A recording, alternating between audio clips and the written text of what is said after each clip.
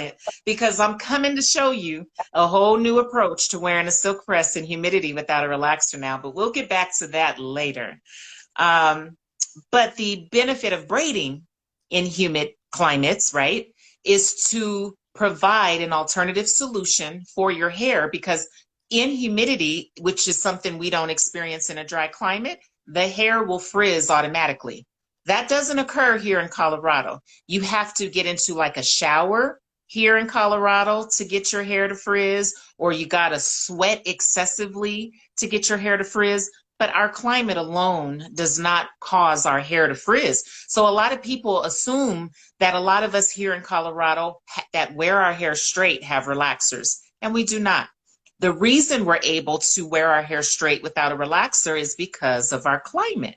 We don't possess hardly any of the moisture, aka humidity, in our air, which is what causes hair to frizz. So again, I heard you say that your suggestion is 4 to 6 weeks. We are here tonight to help us understand that that is the humidified approach. If you're living in humidity, it is safe to wear your braids for 4 to 6 weeks at a time without any damage because your hair is still remaining moist. Although it's parted and there's tension at the root, your climate is going to protect that root from snapping, from drying out and snapping.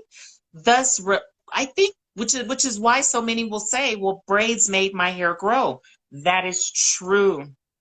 Yeah. And also we need to understand that hair grows anyway. So even if we didn't braid, we still would have had that same type of growth at the scalp. But we notice that it's certain areas that have suffered some trauma, which are the edges and sometimes even in the ends. And it's not that it's a blunt cut and all your ends are gone, but it just leaves a staggered effect in the ends. And that does not occur in humidity. So even myself, I had to do further research to find and identify the fact that it was not the braiding itself. It was the length of time that the braids are being worn in certain climates. So thank you for sharing that crucial information and asking that crucial question about what differences or what makes our climate different. So that's a huge difference. And it does matter with a lot of things, you know, and it's not just hairstyles, but it also can affect how products react on our hair as well.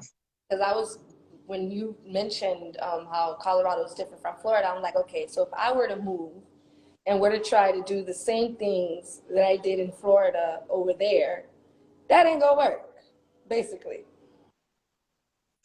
Well, here's what's going to happen, and here's what happens.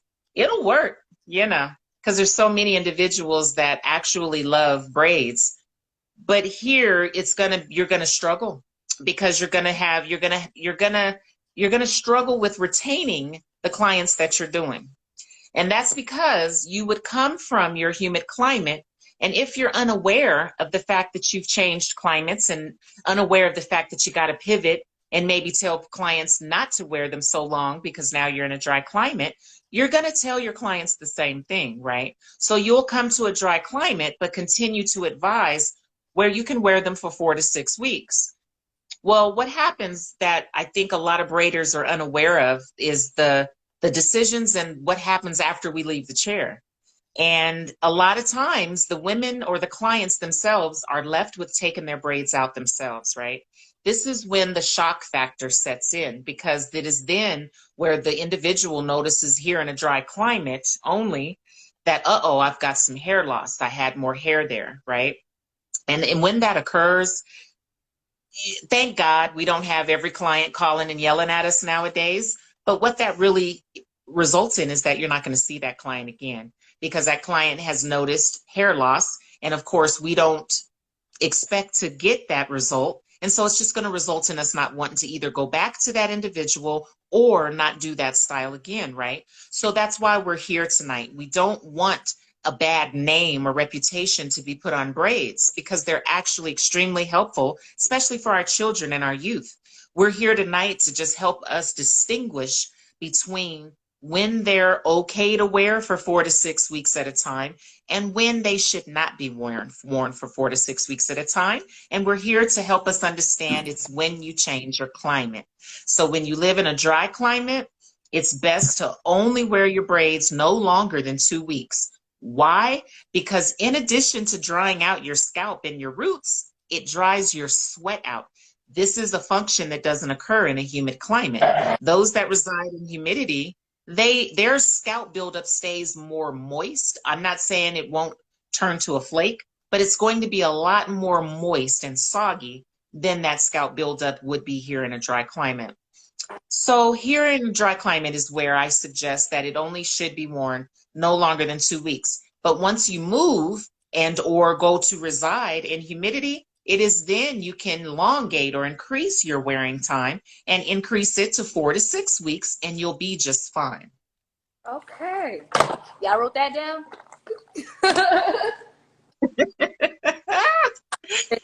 So I ain't trying to hear nothing.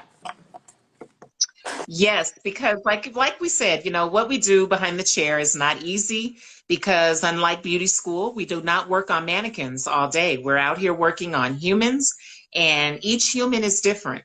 And so what we thought we may have conquered or mastered, sometimes throws us off and sends even us into a world of confusion.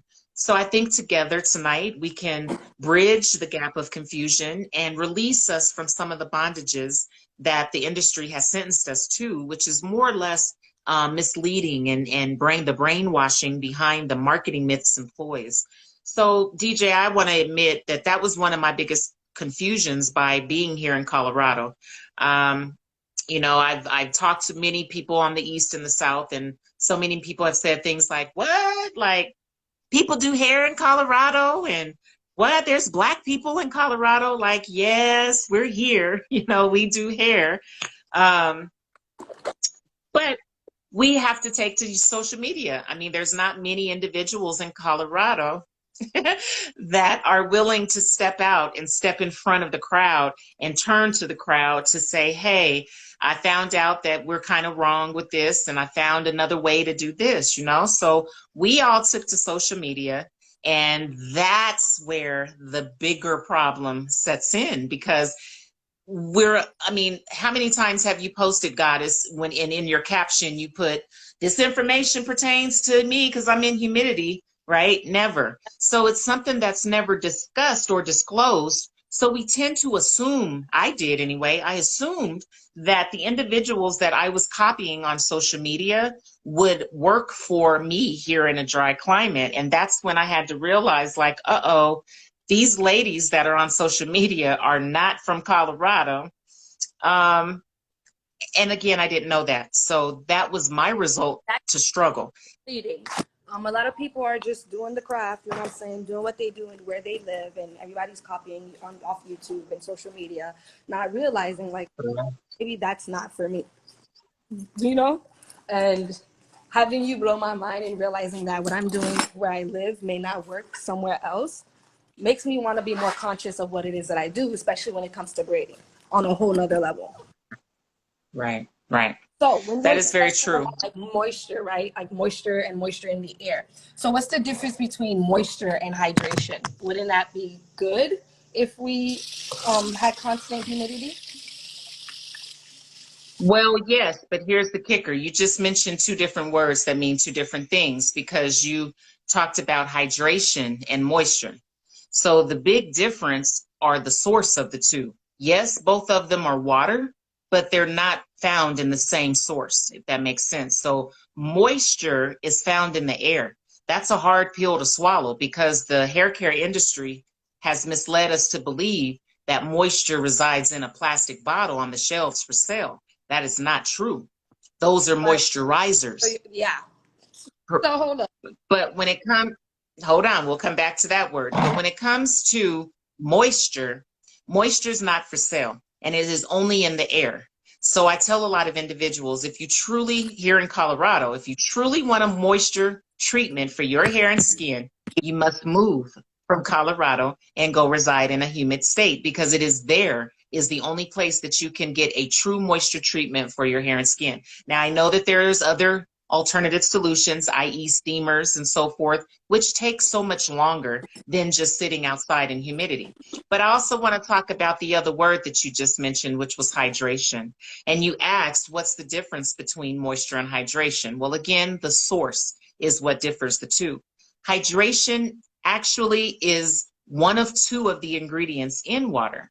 So I didn't understand that in the beginning either. We all also know that water is called H2O. That means that there's 2 parts hydrogen and then 1 part oxygen. So hydration is the verb for hydrogen, which is the chemical compound in water. So you can't find, for instance, you can't get hydration out the air. That's not technically true nor fact. You have to get hydration through water, H2O, which is unfortunately what man has created, right? Because rain, for instance, is not considered hydrogen. That's moisture, because moisture is what is naturally formed, whereas hydrogen is made by man. So that's what I've come to understand, the difference between the two. And they also both have different functions and different levels.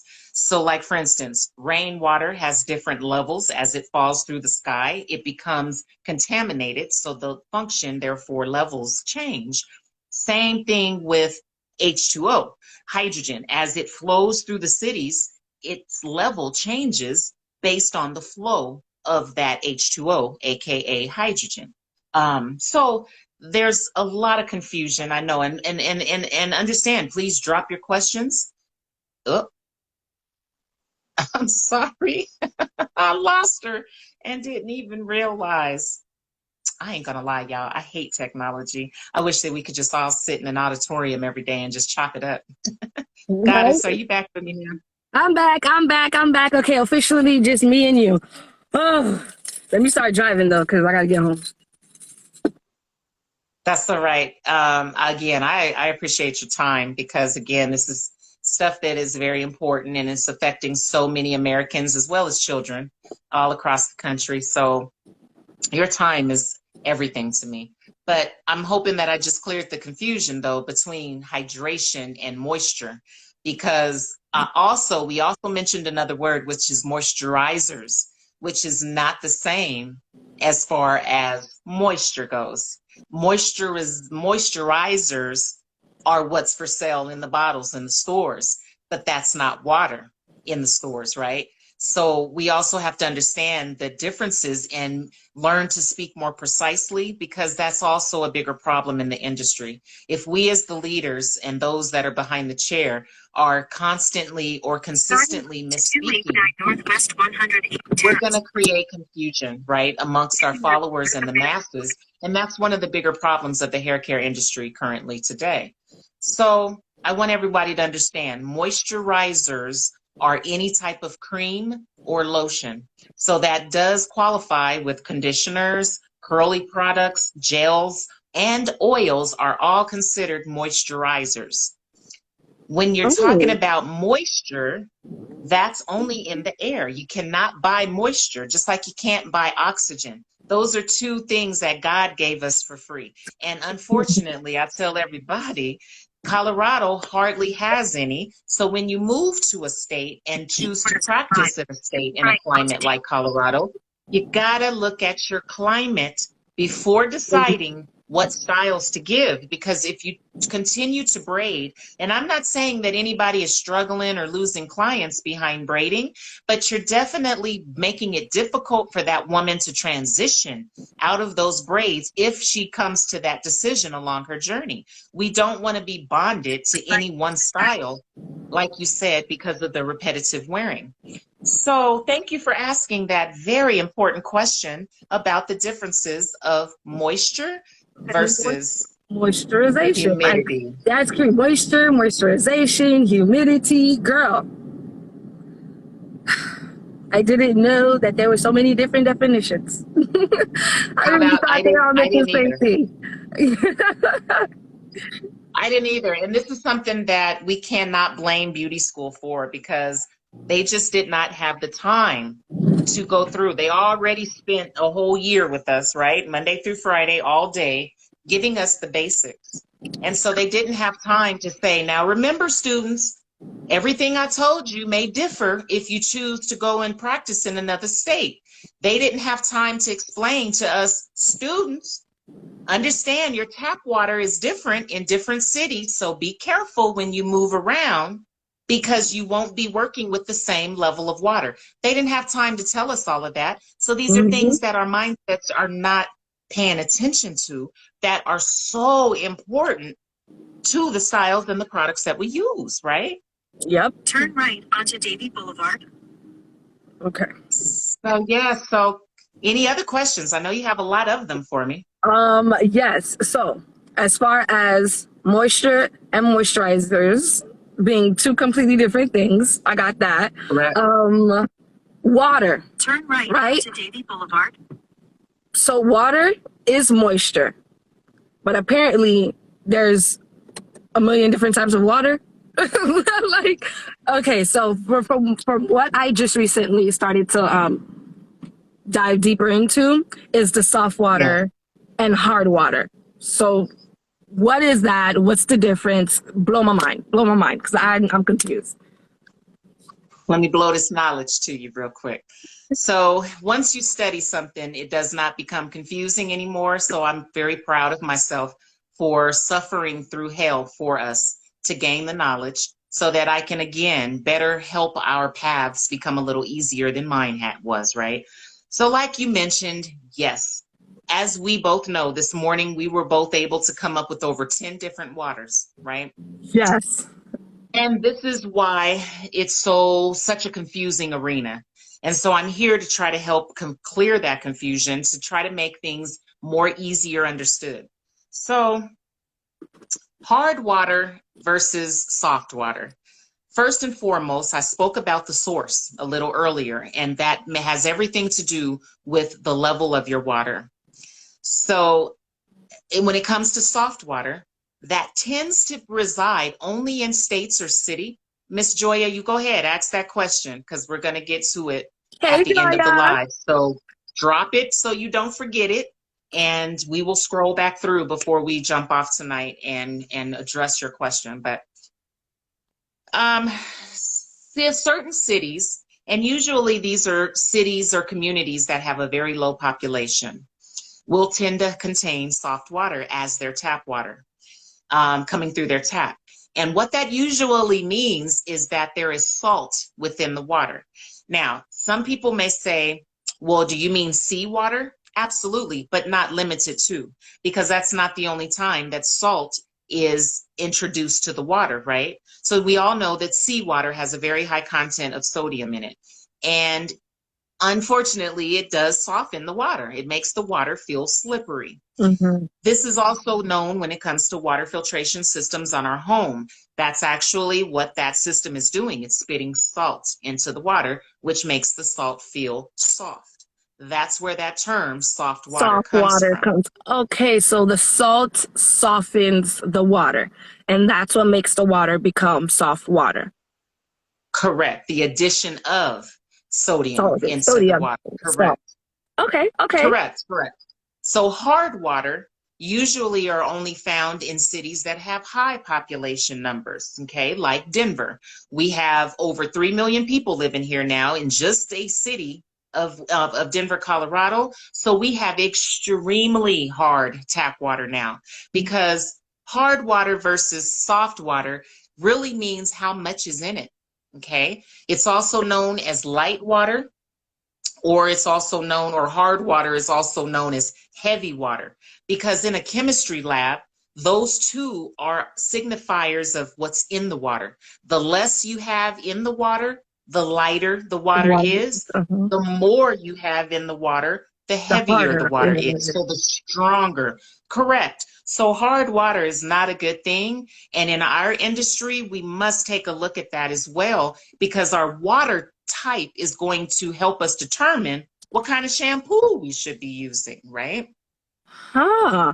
So when you Right. say the water type helps determine what type of shampoo, what do you mean by that? As we all know, there's all kinds of different shampoos on the market as well. And I've had to respect all of them because they are not all the same. I used to think that all shampoos were the same, just like I used to think that all waters were the same. And that only comes from lack of awareness. I was not aware of all of the different types. And so I didn't know about them, right? But when it comes to shampoos, there are all kinds of different shampoos. You got anti-dandruff shampoos, you have volumizing shampoos, you have color treated shampoos, you Yeah. have moisture shampoos, you Yeah. got clarifying shampoos, Shampoos. Yeah. you have, right, the list goes on and on and on, right? But we have to take a more holistic approach sometimes and look at more than just the style in hand. So sometimes we have to determine, well, how long has it been since the last time you washed your hair? Well, have you been swimming lately? Have you been in the sea lately? You know, have you submerged your head into seawater? These are those types of scenarios when you got to pivot away from your normal favorite shampoo and implement what's called a specialized shampoo to treat the certain scenario at hand, right? Mm-hmm. So hard water and soft water, those are the two differences. Usually soft water has a salt additive to it, or if it's not a system on the line and it's soft, that means that you're in a coastal state where the water department is processing seawater as your tap water. See, here in Colorado, we are what's called an inland state. We don't have the And there's ocean on ocean the coast around or on you. our Yeah. state line. Yes, Mm-hmm. Okay. ma'am. So unfortunately, we're processing wastewater. I'm going to say that again, wastewater. So at least you guys have the sea. And some people may say, oh, well, the sea is extremely contaminated. I would much rather wash myself in some contaminated seawater than Just some a recycled recycled wastewater. water. Yeah. Oh, Ew. Ew. that's not So, okay. That's not okay. so we should Ugh. say, so we should say, what do I do, right? What Yeah. do I do if I'm living in a hard water? So this is why we're on tonight, for me to just give us some other alternative solutions and a different approach. So to combat hard water, and here, let me go back because I need to also advise us of the effects of soft water versus hard water. If you're residing in a city that possesses soft water, you're rinsing a lot more away. Remember, the additive of salt is a form of cleansing. We have to understand salt's action, Salt and strip. salt is an eater.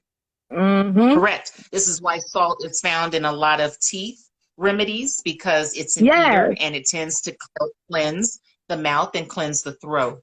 So it has the same action on our hair and our skin, actually. So those that reside around soft water actually tend to have a much more manageable composition of hair. It is those that reside in a city that possesses hard tap water are noticing the skin effects like psoriasis, like eczema, and those of the hair problems are suffering excessive dandruff and also excessive shedding. A lot of times, individuals may blame their product for the reason their hair is shedding. And I always say, like, hi, have you ever thought to think about maybe it's your tap water that's causing your hair to shed because it's not removing all of the shampoo and conditioners and detanglers and everything that we add to the hair Yeah. during the Over cleansing time. phase. Mm-hmm. Hard water is not removing all of that. So now you're coming out of the sink with a lot of remnants on your hair. And in our dry climate, that's going to turn to a solid and make the combs and the brushes impossible to pass through. Mm-hmm. So a lot of everyone, I hope, is sitting saying, oh, I must have hard tap water. And here's a nice test to determine if you have hard water or not. Without having to go to a store and spend any money on any testing materials, just go into your bathroom and look inside of your toilet bowl. If you have hard water, you're going to have water stains in your toilet. And cleaning of your toilet and your tubs is something you have to do like every other day, because our water alone, even if you never use the toilets here in Colorado, you would have to clean them because of the water remains that are left behind on the porcelain. So I'm gonna check that's a that. very That's number one on the list when I get home. Yes, and we can dive deeper about some other alternative tools that you can use. Yes, Like I'm going to please. actually exercise using a bed sheet, a white bed sheet, because a bed sheet is actually a form of a type of filter that we can pass the water through that's going to catch all of the remnants in your water. That's going to give you a visual of what is coming through your tap and an idea of maybe what type of shampoo you want to use. Wow. Okay, Yes. let's get scientific with it. No, because I'm Man. like just checking the bathroom this entire time. Right. And so I never slowed down and thought about this here. And listen to me, ladies, because most of us are women that are on here. That's called soap scum. That's what the marketing commercialized industry has introduced those stains to us as. They call it soap scum, Yeah, right? Okay. And I always say, unfortunately, have you ever stopped to consider the fact that the same soap scum that's being left on your tubs and your toilets are also being left on your skin and on your hair? That's a problem for me, because let's walk down that road slowly.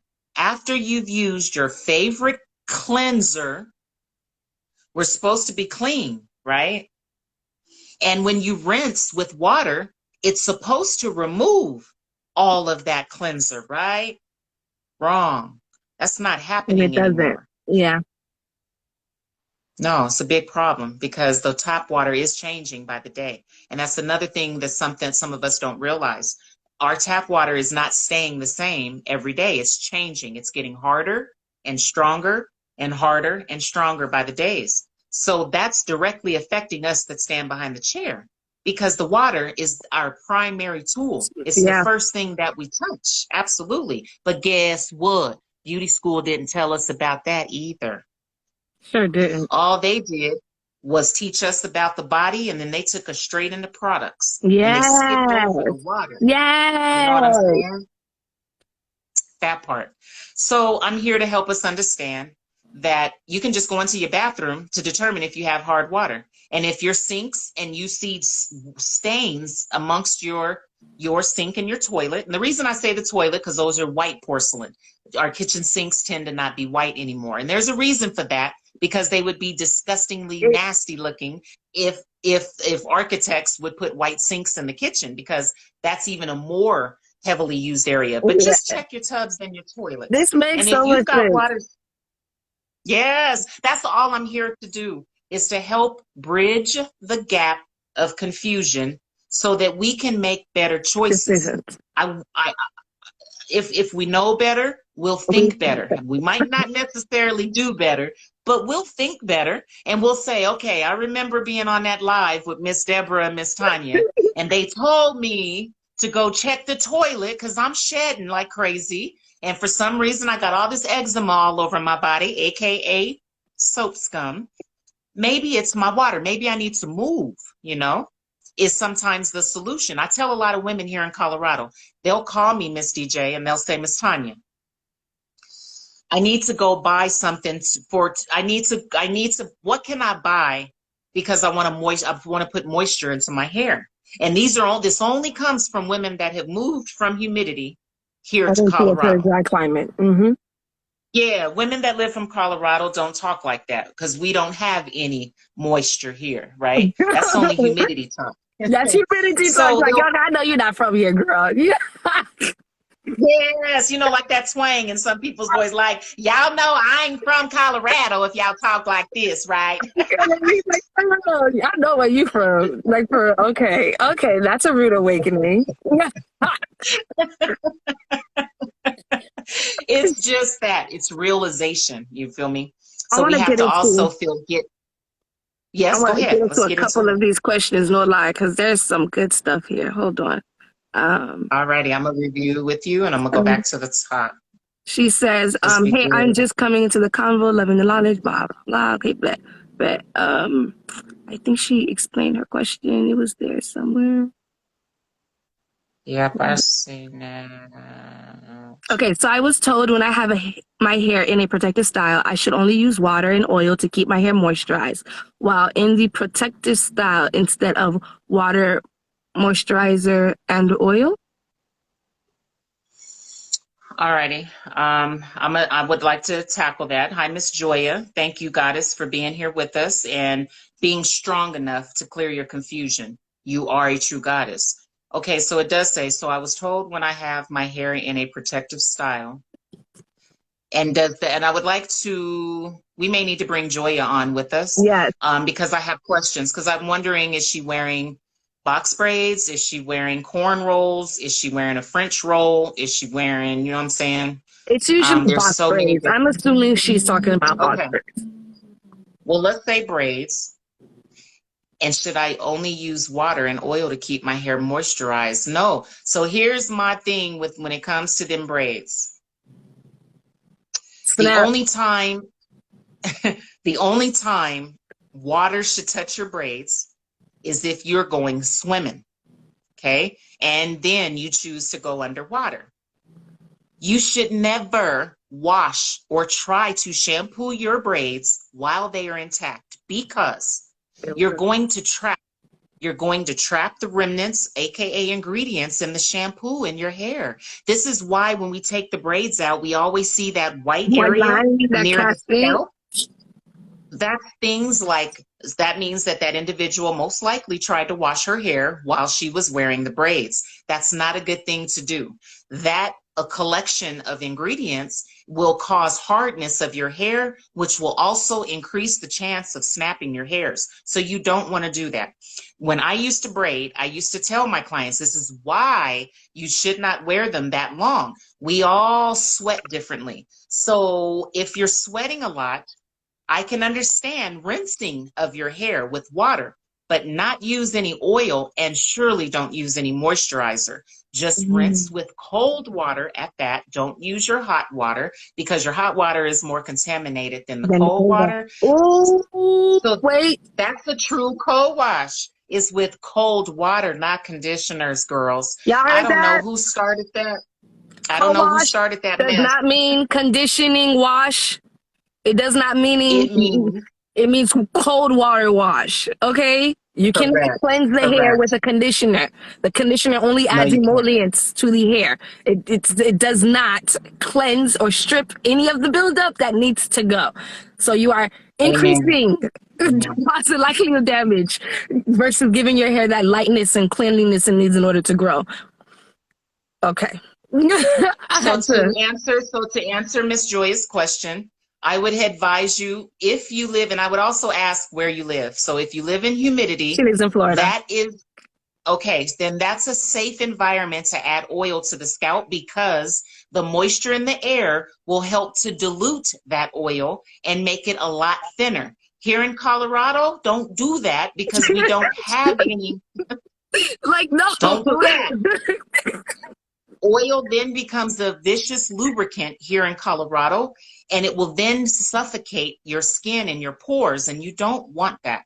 So again, we have to understand the climate, and if you're in Florida, the addition of oil is fine, but only only use cold water on your hair.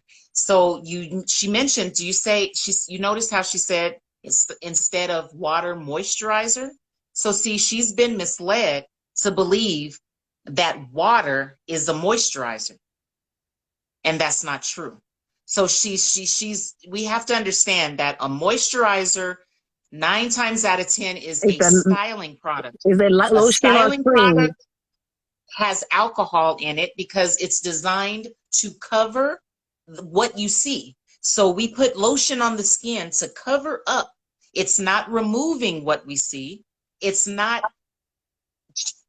removing it. It's covering it up. That's what moisturizers do. And I think if we all understand that, because even I, that went to beauty school, thought that moisturizers softened our hair. And we all notice that's not the case here in a dry climate anyway. That only is true in humidity. So because it has that water in the air to like continue to activate the conditioning, to let it do what it do, to create the slippage, the constant slippage. Absolutely. Absolutely. We all know. That's why some people understand how dangerous it is moving to a dry climate. because they're like, uh-oh, your body is going to struggle, your skin is going to struggle, and your hair will struggle in a dry climate because it doesn't have any water. Anything that's living, and we must understand our hair is living as well as our skin. They're the two largest organs of the Even our body. body. They Amen. the individuals that struggle the most with hair growth and skin health are those that live in a dry climate. We all know that the heaven of good skin and beautiful hair growth is in humidity. It's hard. We have a true struggle here in Colorado. Mhm. Damn. Okay. Yeah. So like you were saying, so oils would work in Florida. Moisturizers and waters, two completely different things. Correct, correct. Moisturizers are things like gels, conditioners, or oils. And I tell everybody, you ladies don't have to really believe us. I encourage you to Google it. Just look up the definition and ask Google the definition of a moisturizer, and it's going to tell you that it's a cream or a lotion. If you Google the definition of moisture, the first word is water. Water. Or it breaks down what the definition of water is, you know, as it relates to a product. So there it is. You know, there's some of the facts when it comes to why some people experience damage when it comes to braiding and why other people experience Do just fine. progress and Yeah. results. Mm-hmm. Gotcha. Yep. Okay. So let's go to the next question, which is for Be Humble for Life. She asks, is Miami's water considered hard? Well, this is why we wanted all of you to join us, because this is going to lead up to some more lives that we'll be doing the weekend of July 29th through the 30th. I myself and my daughter Deja will be down in Miami, and we're going to visit Miss DJ Styles, and I will determine if the tap water in her salon is soft or hard. We can never assume. You have to test. And so we're also going to And utilize the proper. also, soft water and hard water is not something that is like mainly vast. Like it's not a consistent theme throughout any state. Some cities will have No. hard, some cities will have soft, some inner cities will have soft. Your school may have soft and your home may have hard. You know what I'm saying? So you Correct. can't even necessarily like break it down to like, oh, Florida has this, Colorado has this. I mean, you can get a generalization, but depending on your filtration system where you're at, depending on the levels of your tap water at home, you'd have to still test them. So yeah, speaking of which, And we're gonna go over that. So everyone that's on the live, please make sure you're following either myself or Miss DJ Styles, because we will be going live again to go over proper testing solutions, because there are a lot of misleading readings being acquired in the world today through what's called man-made testing materials, and they're just misleading. So the best way to test water is you got to take it to those that make the water, which is your water department. And yeah. I'll be encouraging you and educating you on exactly how to do that. Because if you're like me, you've never gone to your water department to test water. I don't even know what it looks like. I would love to take you. I go all the time. I'm very familiar with the process here in Colorado, and I'm going to educate you so that you can just obtain the awareness, right? So that you at least have an idea and have that basic knowledge about your water. And that's crazy. This is basic as knowledge. Y'all, this is basic. She's bringing it back to the basics. She's not giving y'all any scientific compositions, giving you new terms. She's literally just bringing it back to old school. And the only reason why there's so much confusion or why we've forgotten about the basics is because the oversaturation of marketing and YouTube and social media and product usage. So you guys got to take a step back. You know what I'm saying? I'll be telling my clients, you got to learn how to think for yourself. Critical thinking, ask questions. Exactly. You're constantly being sold to. And when you're constantly being sold to, you're being sold to by people who are creating a problem so that you can buy their solution. When really we already have all the solutions we already need. You know what I'm saying? The basic, the necessities. As long as we're educated, we'll know how to take care of ourselves. That is very, very, very true. I am asking Miss Hey, it's Jay. What brands? I just want to make sure I'm knowing what she's talking about, because I ran into another question.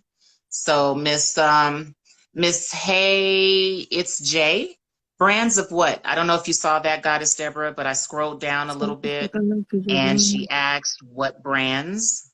Are On there the any glass, brands we should, on the huh? glass of your, it says on the glass of your shower doors too. Oh, I think she's talking about, that's Quidman Fleming's. I think they're talking about the water Where to stains. check? Correct. That's another place that you can do the hard water test at. And then I think Shay said, Coach Queen Shay, she said something about her filtration system in her shower.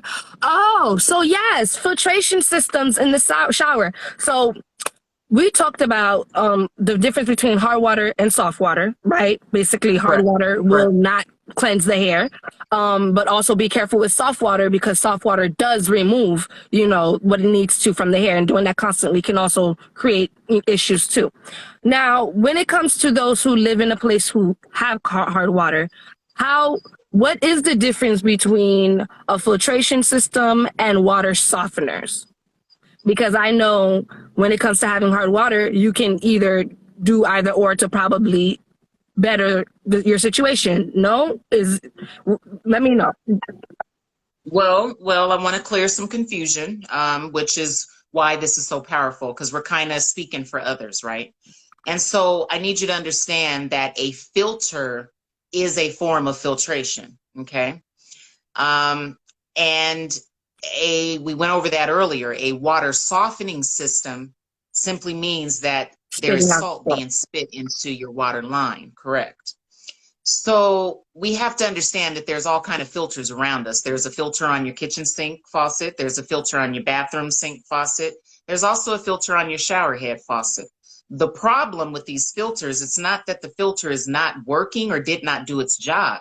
It's just that we're not educated on the importance of changing these filters. So these filters can become extremely contaminated and dirty.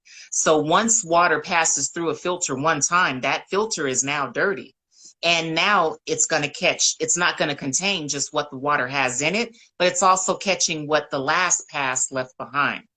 So a lot of individuals, I don't care if you did add a filter to your shower, it was dirty after the first day after you used it, unless you were educated by that company to change those filters and at least check them to make sure they don't need to be changed on a consistent basis. Because again, you want to make sure that your filter is clean before you pass the water through in order to ensure that the water coming from the filter is cleaner than what it started at before it went through the filter. Does that make sense, Goddess? Yes. So unfortunately, I hate to bust our bubbles, but if we continue to be misled and brainwashed, we're going to continue to struggle and continue to make mistakes. We must understand that filters are just a pacifier on your tap water. It's not cleaning the water. Nothing. Is it removing anything? I don't know. And how do you know if it's removing anything too? You see, Either. I'm honest. This is true. I'm not going to mislead you, because we would then have to test. You would have to test the water prior to the water going through the filter. Then you would have to test it after going through the filter in order to truly determine If there's if been a noticeable anything. change has been made. Correct. That's Because you scary. might find that the contamination levels increased after it went through the filter because the filter wasn't clean. And it has its own So, contaminants being, got it. right. Okay. So, yes, Coach Queen Shay understands that she must have felt and understood and had the basic awareness of dealing with hard water.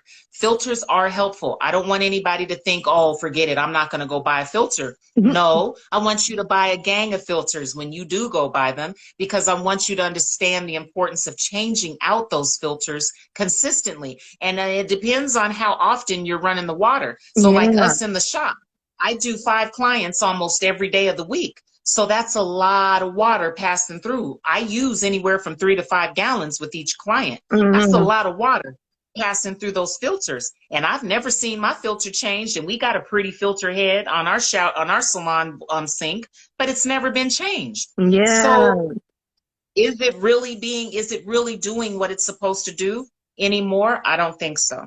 So we really don't have time, and it's going to break the bank if we truly are to be changing filters out as often as we do. So I just don't want anyone to be misled to think that just because you went and bought a filter some time ago in the past, that your water is clean. That's not the case. It's just not So, the case.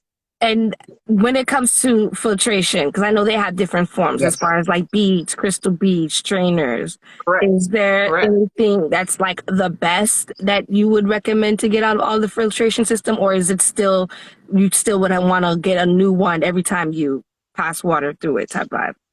I'm gonna be honest with you because I don't want you to struggle the way I did. And the truth of the matter is you cannot control the EPA. You can't even talk to them. So there is nothing that we can do to change the tap water, the public drinking system. And again, it's getting stronger by the day. So there's not a dial that we can go outside and turn Just be down like, on the days that, yeah, that's not realistic. So we cannot control some things that are in the world today. So, and the tap water, unfortunately, is one of them. So you have to understand the result of your choice at the gate when you choose to reside where you reside. You got to understand that maybe, just maybe, you've moved into a city with extremely hard water. You got to understand and possess the right knowledge to understand that you're going to have to fight eczema on the skin, yeah. and you're going to also fight hardness and brittleness of your hair. So the product knowledge becomes into play. You got to understand what shampoos to use, and you got to understand which products to stay away from. Not necessarily which products to use, which ones to stay away from when you I have think hard one water. of them, I think one of the girls asked that question too, which products to steer clear from. So I'm not really sure if she meant as in general or if she meant that as far as like with hard water. Hold on. Yeah. Hey, it's Jay. She said, is there any, well, she said, is there any brands we should steer clear of? Right. And I just messaged her because I need to know brands of what. I need to know exactly what she's talking about because I don't know if she's talking about filter brands. I don't know if she's talking about brands of water. I don't know if she's talking about brands of moisturizers. So, you know, Gotcha. I'm very specific. I know Yeah. you. Okay, you better get it.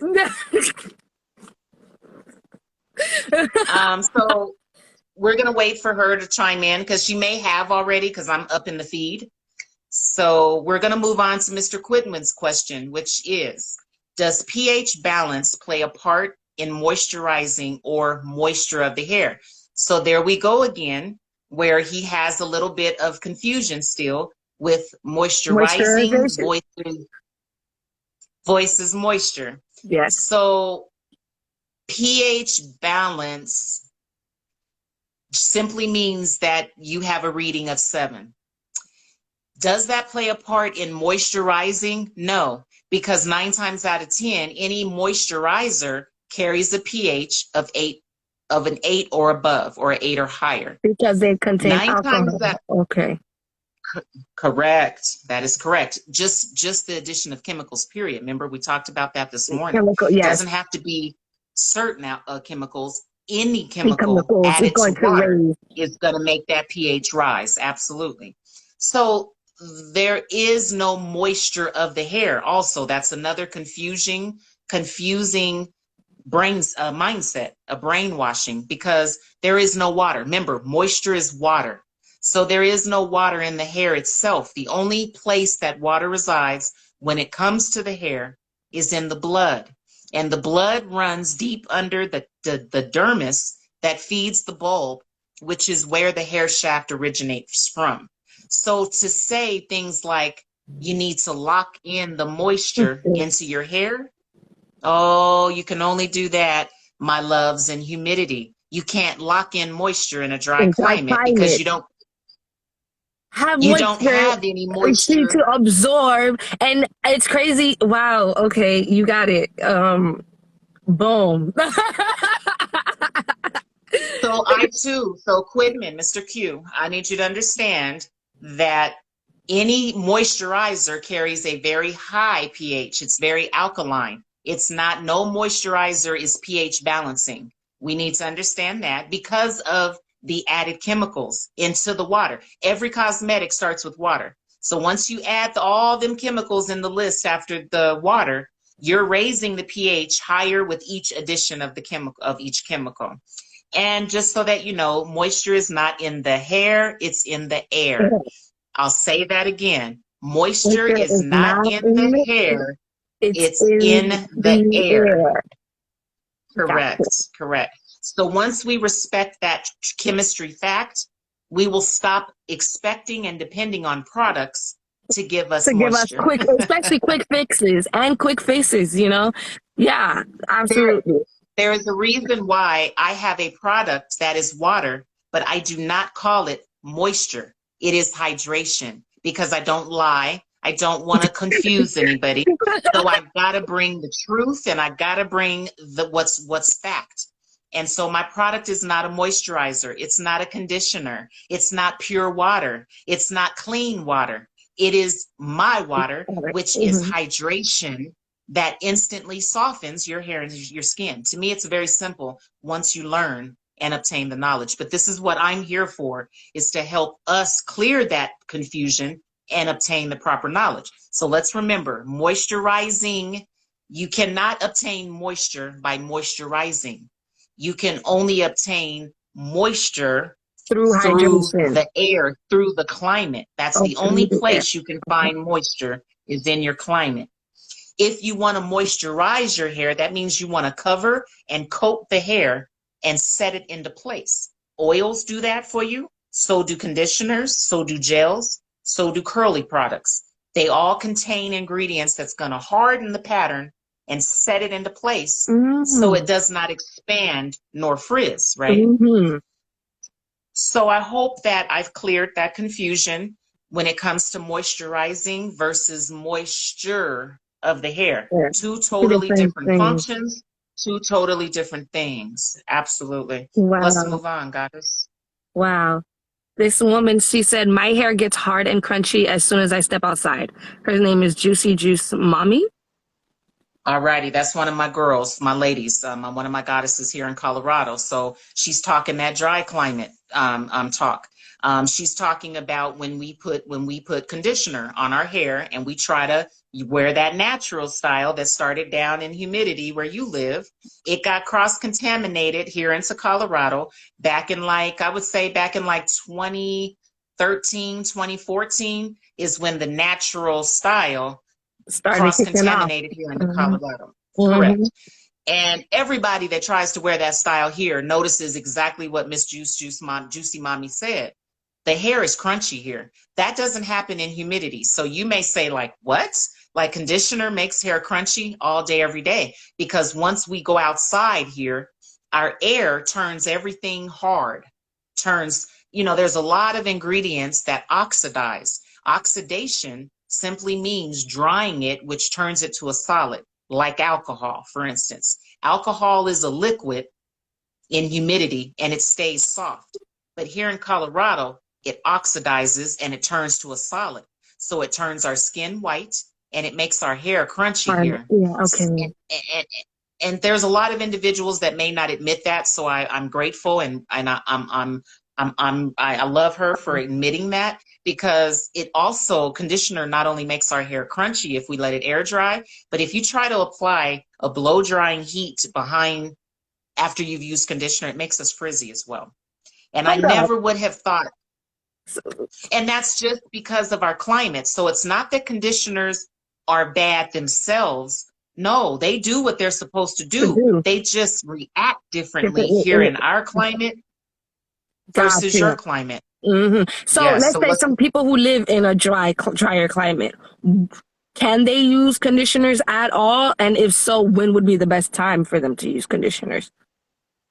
I tell my clients all the time, I'm never telling anybody to never use conditioner. I educate you on when to use conditioner. So in my salon, my specialty is silk pressing, straightening the hair with heat.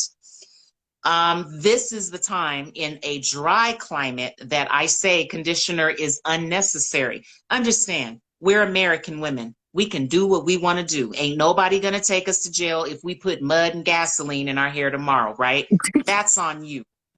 But what we do want to start understanding are the results of our choices when we are within different climates. So Like say you just want to be lazy today and you don't feel like blow drying your hair and flat ironing it, right?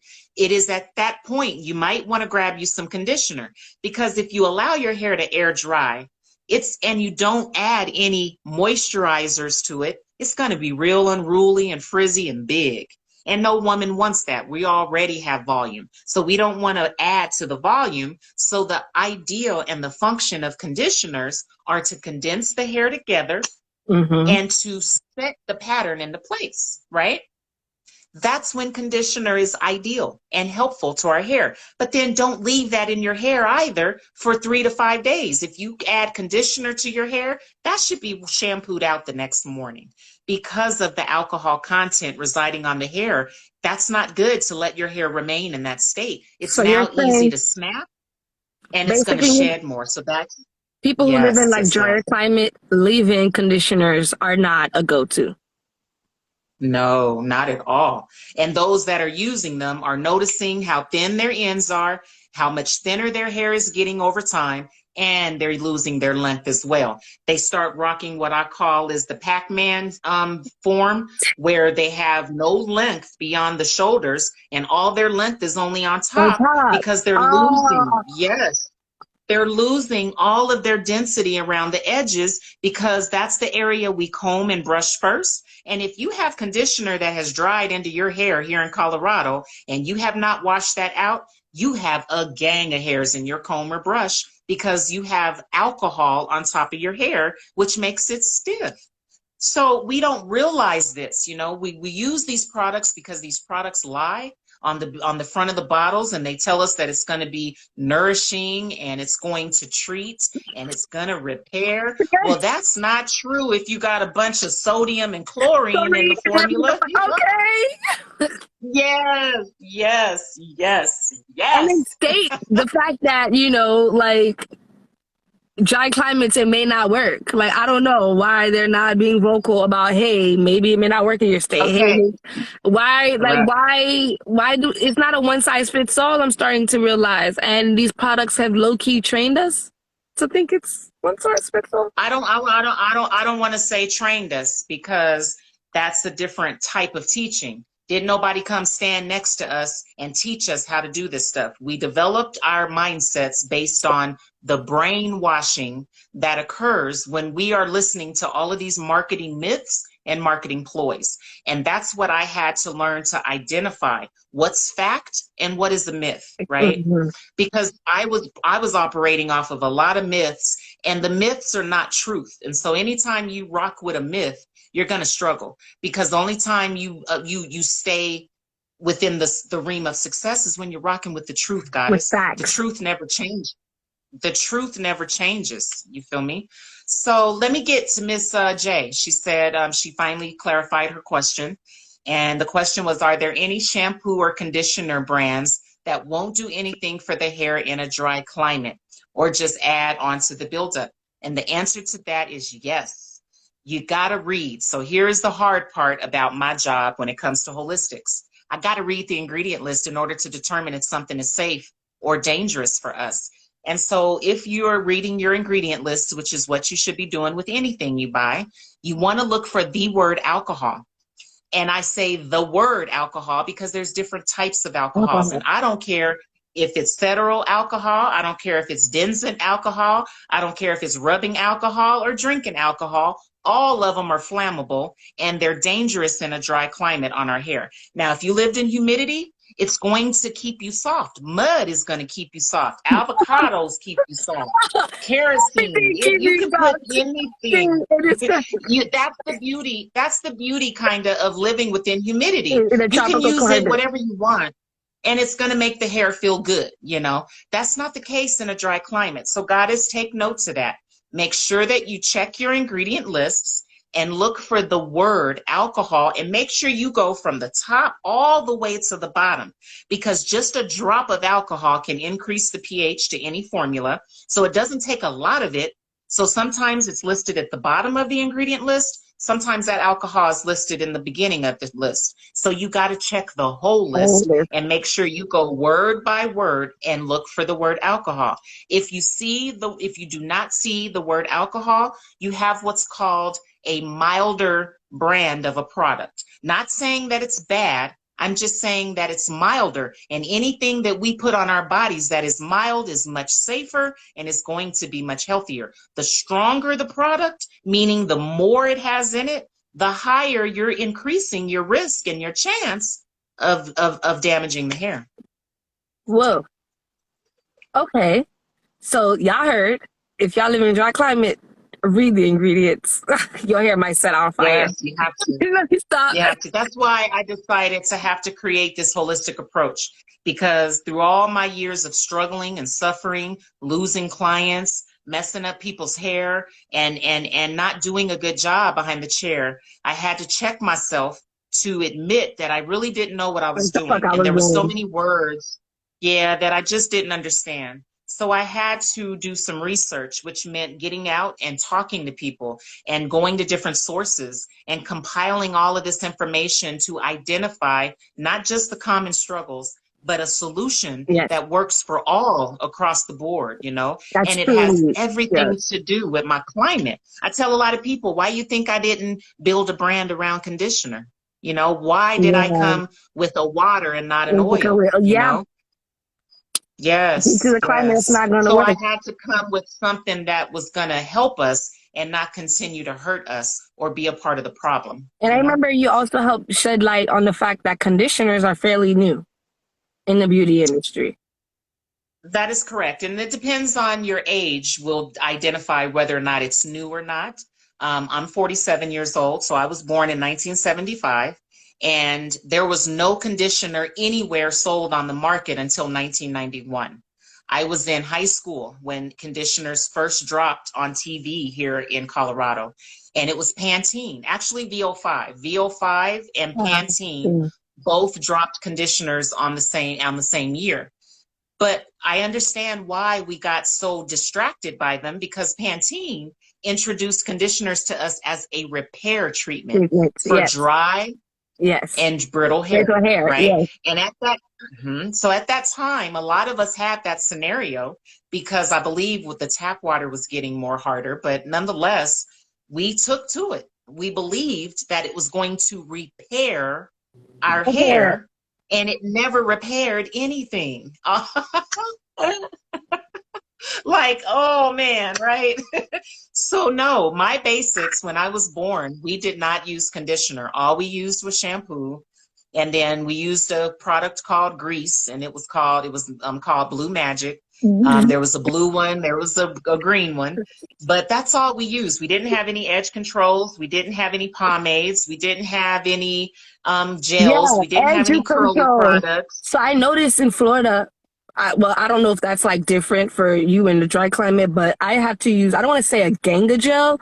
Back in the day, I used to use a Ganga gel, but over time, learning how to properly braid and, pull and doing things the right way, I don't have to use as much gel as I used to. But I realize if I don't use gel, the hair is not going to be and I don't have to braid tight. It's just I need gel in order for the hair to lay.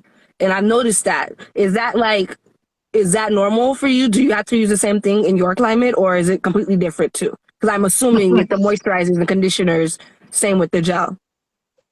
I'm so glad you asked that question, because I admitted earlier in the live that a lot of us here in Colorado tend to take to social media when it comes to learning processes and procedures, because there's just not many educators out here helping us, right?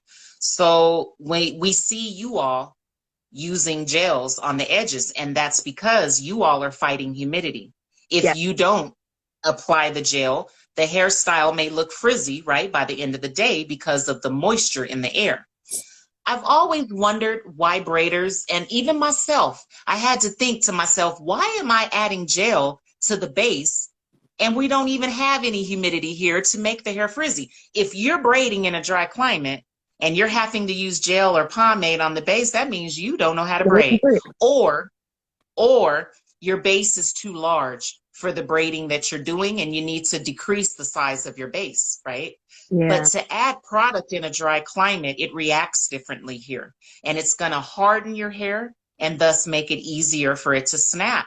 This is why a lot of individuals here in Colorado don't have full edges, because they use gels a lot on their edges, but then are not being educated on how to handle and manage that gel. And so they end up brushing through it the next day without washing it out. And then they end up snapping their edges. Baby hairs break I too, was just just as about to say easily that. as on the Yeah, both of them. that's like a catalyst. I mean, it's one thing to have box braids in a dry climate, but then to have gel on top of the box braids, that's gonna cause snapping. It's excessive. So again, let's remember the fact Oh that shit. nobody's Okay. doing anything wrong. No one's going to take you to jail for putting pomade on the root. But sometimes it's unnecessary. And then when we do things that are unnecessary, it becomes excessive. And anything in excess is That's not a good a good thing. thing. Too much Amen. of anything is a bad Exactly. thing. Right. That part. Exactly. So just like, with baking a cake, there's what's called necessary ingredients that you have to use in order for that cake to become a cake. Outside of the flour, the sugar, the salt, and the flour, sugar, really that's it. Flour, sugar, and Oh, salt an egg. are the only three ingredients, there you go, to make a cake. Everything outside of that, if you added some nuts to it and you added some Some vanilla extract nutmeg. and you put some pudding mix in it, nobody's going to take you to jail. But you made that cake with a lot of unnecessary Very true. ingredients, right? And that excessiveness can cause unhealthy issues on the inside when Yes. somebody eats that cake. Increasing The the sugar same levels in here, the cake, increasing the glucose right? or whatever. Like all these So the fucking same mindset. infusions and shit that don't even fucking matter. That shit don't make no sense to me. It doesn't make sense because we haven't had anybody like myself to help guide us along our journeys, to just warn us, right, of these distractions within the industry. So that's what I'm hoping that we've done tonight, clear some of the confusion that some may be experiencing with the differences of wearing braids in a dry climate versus wearing braids in a humid climate. So I That think part. we've done an amazing job tonight with not just developing the strength and the courage to come on here and talk about our own struggles, but we're Right? leading others, right, and helping them to clear their confusion in hopes that we make their journeys a little more easier, right? Absolutely. Because it wasn't until you asked me questions about how braiding works out for me and then told me how it worked out for you is what made me realize, oh snap, it's much deeper than just putting some braids in somebody's head or just making them come back for a treatment. It's deeper than deep. Like even aside from the water and aside from the air and the moisture, aside from the ingredients list and products, it's so much deeper than that. It's holistic. Like it's on a Yes. major level. So thank you. Thank You you. are so welcome. And I just want everyone to understand too that holistics does not mean chemical free. Chemicals are in everything around us except for whole natural foods. But in the cosmeceutical industry, there's no way around chemicals. So we have to understand that. And once we obtain that type of level of understanding, we will then walk a little more cautiously when it comes to the products that we choose, right? That part. So basically, one more thing, because she says, Miss DJ, now you understand our struggle. I noticed, so basically a twist out would not do well in Colorado or in any other dry climate like Vegas.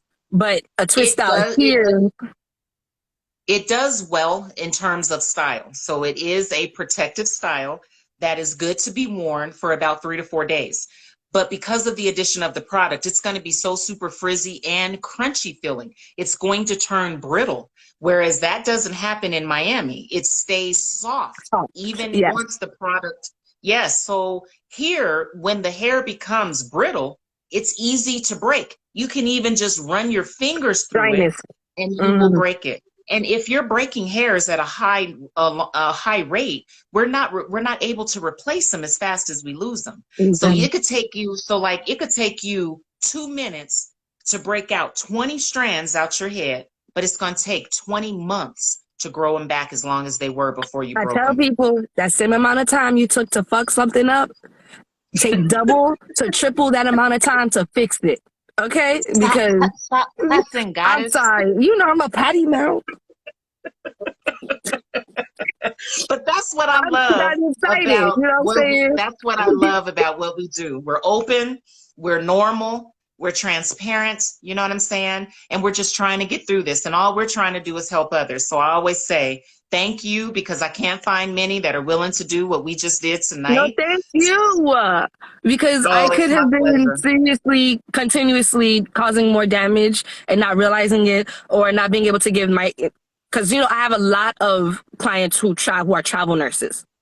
Many of them. I got like Um, a majority of them make up my clientele, and they travel a right. lot to colder states or to states up further up north that's not as tropical as we are over here. So they're used to getting their braids and their protective style that they can wear for about 4 to 6 weeks, and they realize when they get there, their hair is shedding excessively. And I'm like, well, you're over there now. I don't know. I ain't got nothing to do with, you know, with you and your braids over there, because I know when you've always had it done over here, everything's been good. So maybe you should loft the braids, get you a wig, get you a different style of sewing or something. But I didn't know it was as basic as it was. It was the water in the air, and there is none where they go. And that plays a Correct. huge factor. Humidity. Guess what? Guess what, goddess? I can see the water. I can see the moisture on your face. I can tell it's super muggy there. I see it. I see it. And this is what, Isn't see, she people here in glowing? Colorado, look at my face. We don't have that effect. None So of we that. got You to ain't got use none of that. oil. Nah, so everybody here in Colorado is adding oil to their face trying to get your look, girl. They call it the dewy. The dewy, the dewy look. I can't. No, but for real, like, So yes, what you just said is all true. It's we got to look at your climate, you know, because that's what's going to differentiate, you know, because sometimes we may move to a different state, but you're still within humidity. Like I just had a girl come who moved from Vegas to Colorado. Well, that's kind of the same climate, so not much is going to change for her. You know what I'm saying? But it is true though that the difference in climates, like here in Colorado, things are just different. So you're right. I say to a lot of individuals, a lot of my clients are not women from Colorado. Women that live here are not paying me no attention because we're used to what our hair and our skin is doing here. Only women that are moving here from humidity are looking for Miss Tanya because they're like, I got to figure out why my hair is changed and why it's not feeling the same way it was feeling when I was living where I just moved from. So that's where my approach comes into play. I'm teaching individuals to understand what you got to do here in this mhm. climate to keep your hair straight without using a relaxer or conditioner. So Yes, like who knew that, y'all? When she comes over, cause she gonna come to Miami, she coming to see me, and when she does, she'll be training me. Thank you again, and she's gonna yeah, show me a new holistic approach that's right. to getting straight hair without going through the relaxer process. Correct, correct. And you may say, And well, oh it's my going to God, that's not last. good. And it's going to last. It's going to last. You do not have to change the chemical composition of your hair or nothing. Like, No. listen, we gonna blow your. We all And about you the don't holistic have approach here. and you don't have to put heat on your hair either. Your hair will stay straight. So, yeah, so it's an amazing approach. I hope to, I'm going to be introducing Miss DJ to the holistic approach and the My Water experience while I'm down in Miami coming up July 28th, 29th, and the 30th. I'll actually be with her on the 30th to exemplify and introduce her to the effects of My Water. Then I'll be back down there for the amazing Bronner Brothers show that's happening August 27th, I can't 28th, fucking and wait. 29th. Oh I'll my be back god, in it's gonna be a Miami. movie. Y'all better Yeah. come to Miami. It's gonna be a movie. It's So gonna be a movie. yeah, so make sure you follow us. Make sure you're following Miss DJ Styles. Make sure you're following me, and make sure you stick with us and stay with us in our stories. That's where we Yeah, share a lot man. more. Yes, and ask us anything. You got any other questions that may have popped up that maybe did not resonate tonight? Go ahead and reach out. I'm very open, very She's helpful. very open, okay? Like for real. She's Yeah, answered so many of my questions. And y'all know I got questions. All right. So feel free I to love shoot her a them. DM. Send me a DM. If I don't Yes, understand something, I'm yes, going straight to her. yes. So Yes. Absolutely, yes. All righty. Well, I think we're going to wrap up now. That's time for me. We've had an amazing live. Thank you, Miss DJ, I love for it your when you time. have so much good info to give. And I love you for wanting it. Do you know how many individuals refuse to change, refuse to learn something new, and they refuse to try something new? I'm going to pray for them because they're choosing also to Not remain for in the the pray for struggle. them. You know, yes, we found a better way, you know. So thank you again for your time. We're going to sign off and have a great night. Thank you. All righty. Bye All bye. right.